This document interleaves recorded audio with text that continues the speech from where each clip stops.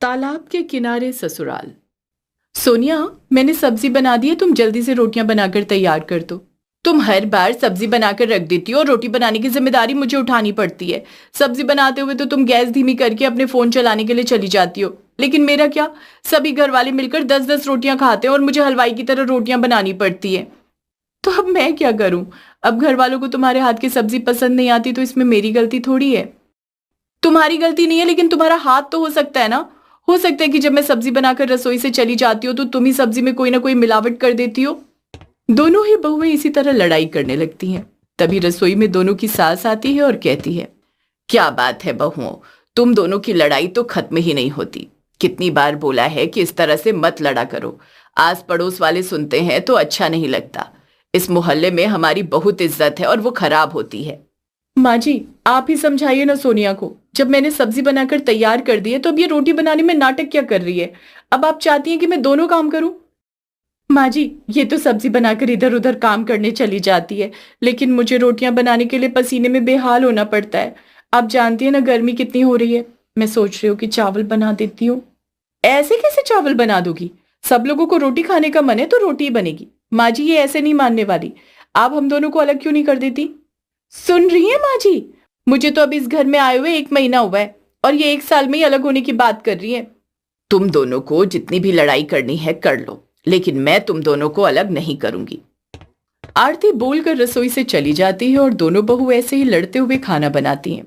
यूं ही कुछ दिन गुजरते हैं और एक दिन श्रेया रात के समय पंकज से कहती है, यार पंकज, तुम माँ को समझाते क्यों नहीं कि हम अलग हो जाते हैं? वो तो मेरी कुछ सुनती ही नहीं। तुम तो जानती हो ना मेरा और आयुष का कितना अच्छा रिश्ता है। हम दोनों भाई कभी लड़ाई नहीं करते और तुम दोनों देवरानी जिठानी जब देखो लड़ती रहती हो। मैं उस सोनिया के साथ और एडजस्ट नहीं कर सकती। प्लीज पंकज, अलग हो जाते हैं ना। पंकज भी मुंह घुमाकर सो जाता है और कुछ नहीं कहता। ऐसे कुछ दिन गुजरते हैं और एक दिन सोनिया और श्रेया हॉल में खड़े होकर लड़ाई कर रहे होते हैं। तभी वहां पर पूरा परिवार आ जाता है और मनीष कहता है, तुम दोनों बहुओं ने फिर से लड़ाई शुरू कर दी। अरे आखिर कब तक ये सब ड्रामा चलेगा इस घर में? सोनिया ने भी रोज मेरी नाक में दम किया हुआ है। बार बार बोलती है कि अलग हो जाओ, मेरी सुनती ही नहीं है। ये सब सुनकर आरती को बहुत ज्यादा गुस्सा आता है। अभी तक तो वो कुछ नहीं कह रही थी, क्योंकि ये सब कुछ उसे लग रहा था बस वही झेल रही है। लेकिन जब बात उसके बेटों की आती है तो आरती कहती है, तुम जानती भी हो बहू कि मैंने कितनी मेहनत से तुम्हारे ससुर जी के साथ मिलकर ये घर खड़ा किया है, और तुम चाहती हो कि मैं तुम दोनों को अलग कर दूं। परिवार बनाना इतना भी आसान नहीं होता। माँ जी, ये सब तो हर कोई अपने बच्चे के लिए करता है। आपने कौन सा एहसान कर दिया? और वैसे भी उस समय तो इतनी महंगाई भी नहीं थी। ठीक है, अगर तुम लोगों को ऐसा ही लगता है तो तुम सब लोग अपना सामान बांध लो। मैं तुम सब लोगों के आगे एक शर्त रखती हूँ। अगर 1 महीने के लिए तुमने वो शर्त पूरी कर दी तो मैं तुम दोनों को अलग कर दूंगी। ये 3 मंजिला घर है। नीचे की मंजिल पर हम रह लेंगे। पहली मंजिल पर श्रेया बहू और दूसरी मंजिल पर सोनिया। सोनिया और श्रेया ये बात सुनकर खुश हो जाते हैं, क्योंकि यही तो वो चाहते थे कि दोनों अलग अलग अपनी मनमर्जी से रहें। लेकिन तभी सोनिया ने पूछा, माँ जी सामान बांध लो मतलब हम लोग कहीं जा रहे हैं क्या? कुछ भी पूछने की जरूरत नहीं है, मैं तुम्हें सब समझा दूंगी, लेकिन अभी फिलहाल के लिए तुम अपना सामान बांध लो, वही जरूरी है। अब दोनों ही बहुएं अपना सामान बांध लेती हैं, जिसके बाद वो लोग एक गाड़ी में बैठकर एक सफर के लिए निकल जाते हैं। आरती और मनीष की आंखें ये जानती थी कि वो लोग कहाँ जा रहे हैं, लेकिन धीरे धीरे जैसे जगह पास आने लगी, पंकज और आयुष भी सब कुछ समझ जाते हैं। अरे माँ, हम तो यहाँ आ गए, आखिर आप करना क्या चाहती हो? थोड़ी ही देर में सब कुछ समझ जाओगे। अब ऐसे ही आरती अपने परिवार के साथ एक जगह पर उतरती है जहां पर आसपास एक बड़ा सा तालाब था और वहीं पर एक जर्जर सी झोपड़ी बनी हुई थी।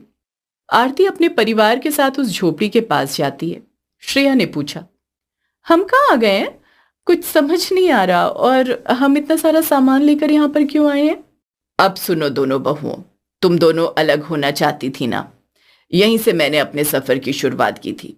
तब तुम्हारे पिताजी के पास कुछ भी नहीं था, तो ये और मैं इसी तालाब के किनारे छोटी सी झोपड़ी में रहकर मछलियां पकड़ा करते थे, और जीवन के संघर्षों से हमने वो गांव के बाजार वाला घर बनाया जिसे तुम बंटवारा करना चाहती हो। इसलिए हम लोगों ने ये तय किया है कि अगर तुम अलग रहना चाहते हो तो तुम्हें 1 महीने के लिए यहाँ पर रहना होगा। अगर तुम बिना लड़ाई के 1 महीने इस घर में तालमेल के साथ रह सकोगी, इसका मतलब तुम सच में अलग होने के लायक हो। श्रेया और सोनिया की आंखों में चमक आ गई। वैसे तो वो तालाब के पास बने हुए अपने ससुराल से बहुत ज्यादा हैरानी में थी, लेकिन सोनिया ने बड़े घमंड से कहा, जब 1 महीना श्रेया दीदी के साथ उस ससुराल में रह ली मैं, फिर तो इस छोटी सी झोपड़ी में 1 महीना उनके साथ एडजस्ट करने में कौन सी बड़ी बात है। उसके बाद तो फ्रीडम ही फ्रीडम होगी। सही है, मुझे भी जिम्मेदारी से छुट्टी मिलेगी, बस अपने परिवार का ध्यान रखना पड़ेगा। ठीक है माँ जी, मुझे भी मंजूर है। अब थोड़ी ही देर में उस छोटी सी झोपड़ी के अंदर पूरा परिवार चला जाता है। उस झोपड़ी के अंदर सभी लोग अपना सामान रख देते हैं। अब झोपड़ी में थोड़ी सी जगह बची थी, तभी आरती ने कहा, सुनो बहुओं, बहुत ज्यादा भूख लगी है। एक काम करो श्रेया, तुम तालाब से पानी भर कर ले आओ और सब लोगों के लिए चाय बना लो।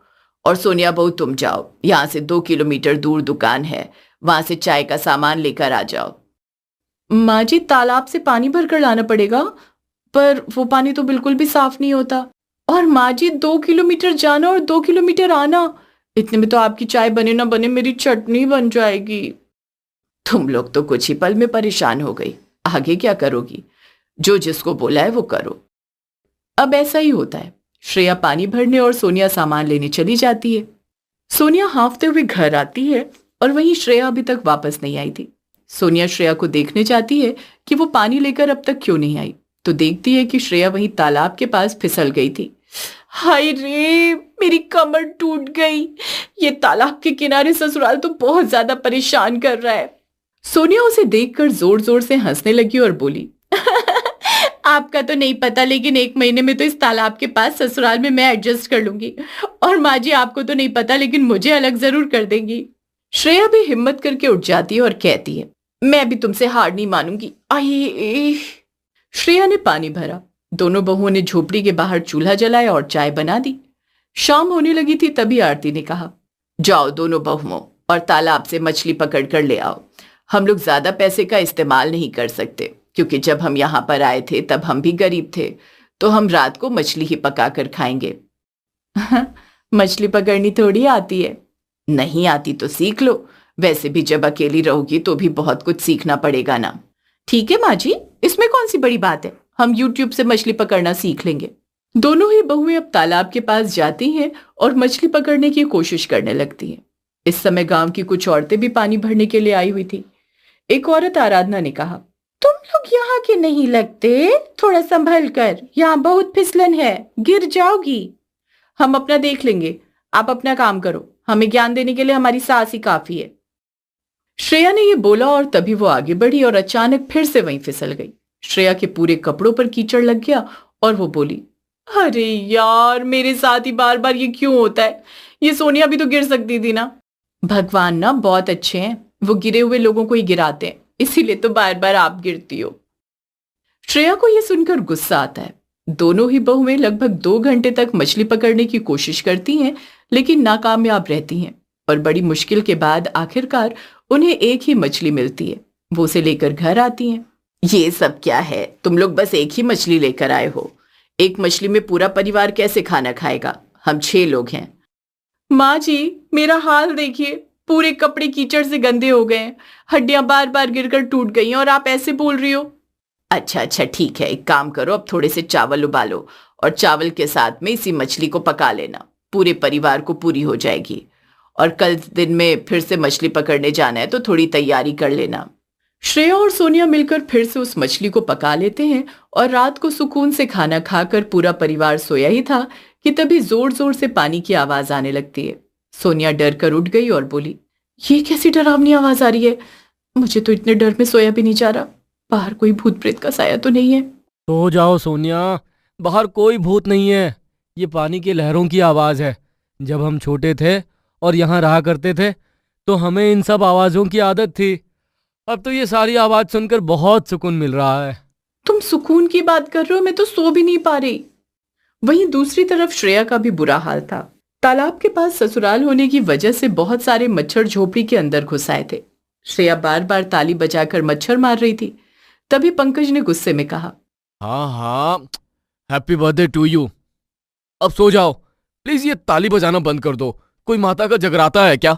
तुम्हें लगता है कि रात के 2 बजे मुझे ताली बजाने का शौक चढ़ा है? अरे देखो तो कितने मच्छर हैं, पता नहीं तुम कैसे सो पा रहे हो। शुरू के दिनों में हमने यहाँ पर बहुत ज़्यादा स्ट्रगल किया है, इसलिए मच्छरों से भी दोस्ती है मेरी। ये सिर्फ नए लोगों का खून पीते हैं या फिर उन लोगों का जो दूसरों का खून पीते हैं। चुपचाप सो जाओ, वरना मुझसे बुरा कोई नहीं होगा। पंकज अब चुपचाप सो जाता है। तालाब के किनारे जो बहू का ससुराल था उसमें एडजस्ट करने में उन्हें बहुत दिक्कत हो रही थी। आज तीसरा दिन था और सोनिया ने कहा, देखिए जेठानी जी, अगर हम सबको अलग होना है तो कुछ दिनों के लिए अपनी दुश्मनी को भूलकर एक दूसरे के साथ बड़े प्यार से रहना होगा। ठीक है, मुझे मंजूर है, बताओ क्या प्लान है। देखो, अब अगर आप दोबारा गिरोगी तो मैं बिना हंसे आपको उठा दूंगी। मैं बाहर जाकर 4 किलोमीटर चलकर बाजार से सामान लेकर आ जाऊंगी और आप मछलियां पकड़ लेना ताकि आयुष जी, पंकज जी और ससुर जी उसे बेचकर पैसे ला सके। कुछ दिनों की बात है। ठीक है, मुझे नहीं पता था कि तुम भी समझदारी की बातें कर सकती हो। अभी बताया जेठानी जी, अगर अलग होना है तो एक दूसरे का मजाक उड़ाना बंद कर दो, वरना अगर मैं आपके चेहरे के ऊपर बोलने को आ गई तो जो मच्छरों ने आपके चेहरे पर इतने सारे चांद सितारे बना दिए ना, उसके बारे में बहुत कुछ बोल सकती हूँ। कुछ दिनों के लिए दोनों बहू की दोस्ती हो जाती है। दोनों ही समय से तालाब से पानी भर लाया करती, मछलियां पकड़कर घर के आदमियों को बेचने के लिए दे दिया करती। सोनिया रात के समय मछली भात और दोपहर के समय मच्छी करी रोटी के साथ बनाकर तैयार कर दिया करती। ऐसे ही 15 दिन बीत गए और आरती ने कहा, क्या बात है, तुम दोनों बहुओं की तो बहुत अच्छी जमने लगी। जब इस बुरे माहौल में तुम दोनों की इतनी अच्छी जम सकती है तो उस घर में तो तुम्हें सारा सुकून था, फिर भी तुम लोगों से ढंग से काम नहीं होता था। दोनों बहुओं का चेहरा उदास हो जाता है। आरती की बात में सच्चाई तो थी। तभी मनीष ने भावुक होकर कहा, तुम समझती नहीं हो आरती, अभी ये दोनों बहुएं मिलकर आपस में अच्छा रिश्ता चलाकर सारे काम अच्छे से इसलिए कर रही हैं क्योंकि इन्हें अलग होने का लालच है। वहीं अगर ये उस घर में सारी सुविधाओं के साथ रहकर आपस में प्यार प्रेम बना रहे ये सोचकर रहती तो वो उन्हें बुरा लगता। नहीं माँ जी, पिताजी, ऐसी बात नहीं है। रहने दो बहू, जाओ जाकर अपना काम करो। हम समझ गए कि ऐसी ही बात है, तुम्हें बात को ढकने की जरूरत नहीं है। दोनों ही बहुएं मायूस हो जाती हैं। वहीं दूसरी तरफ जब श्रेया हर बार की तरह मछली पकड़ने जाती है तभी फिर से उसका पैर फिसल जाता है और वो गिर जाती है। सोनिया हंसती नहीं और उसके पास आकर कहती है, जब आपको पता है कि आप यहाँ तालाब के पास गिर जाते हो तो आपको ध्यान रखना चाहिए ना कि आपको मजा आता है।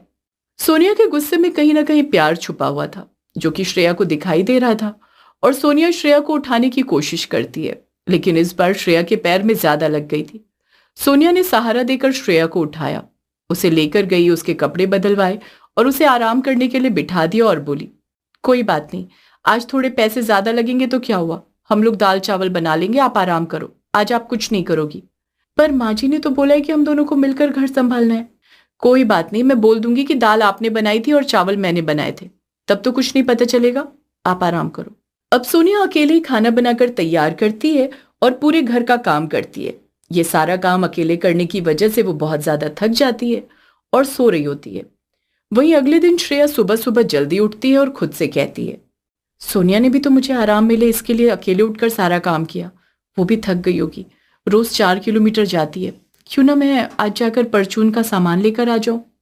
श्रेया सुबह सुबह उठकर गांव के बाजार में जा रही होती है, तभी आधे रास्ते में ही वो बहुत ज्यादा थक जाती है और बोलती है, ना जाने सोनिया इतनी दूर कैसे पैदल चलकर आती होगी, और फिर भी मैं उसे सुनाती रहती थी, काश तालाब के किनारे जो ससुराल है वहीं कोई दुकान होती तो कितना अच्छा होता। श्रेया वैसे ही दुकान पर जाती है और सामान लेकर घर वापस आ रही होती है, तब तक सोनिया भी जाग चुकी थी। सोनिया जाकर देखती है तो श्रेया कमरे में नहीं थी। सोनिया परेशान हो जाती है, ना जाने अभी जेठानी जी कहाँ चली गई, कहीं फिर से दर्द वाले पैर के साथ पानी भरने तो नहीं चली गई। झोपड़ी के बाहर आती है तो वो देखती है कि श्रेया सामान लेकर घर आ रही थी। उसे देखते ही सोनिया ने गुस्सा करते हुए कहा, जेठानी जी, जब आपके पैरों में दर्द था तो क्या जरूरत थी आपको दुकान पर जाकर ये सामान लेकर आने की। कल तुमने भी तो सारा घर अकेले संभाला था ना, मैंने सोचा कि मैं सामान लेकर आ जाऊंगी तो कम से कम तुम्हें दूर पैदल चलकर जाना नहीं पड़ेगा और तुम्हारा समय बच जाएगा। सोनिया और श्रेया दोनों की आंखों में आंसू आ जाते हैं, लेकिन दोनों ही इस बात को स्वीकार करने के लिए तैयार नहीं थी कि दोनों के बीच में अब भावनाएं और रिश्ते बढ़ रहे थे। वहीं आरती ये सब कुछ दूर से देखती और कहती हैं, मुझे नहीं पता कि मेरी दोनों बहुएं अब अलग होंगी या एक दूसरे के साथ रहेंगी, लेकिन मैं ये जरूर जानती हूं कि इनका रिश्ता बहुत मजबूत और गहरा हो गया है। आरती की भी आंखें छलक आती हैं। ऐसे ही अब घर में आखिरी रात थी। आरती ने दोनों से कहा, आज तुम दोनों आराम करो। आज मछली पकड़ने के लिए मैं जाऊंगी और खाना भी मैं बनाऊंगी। ऐसे कैसे माँ जी? आप अकेले काम करेंगे और हम आपको देखेंगे?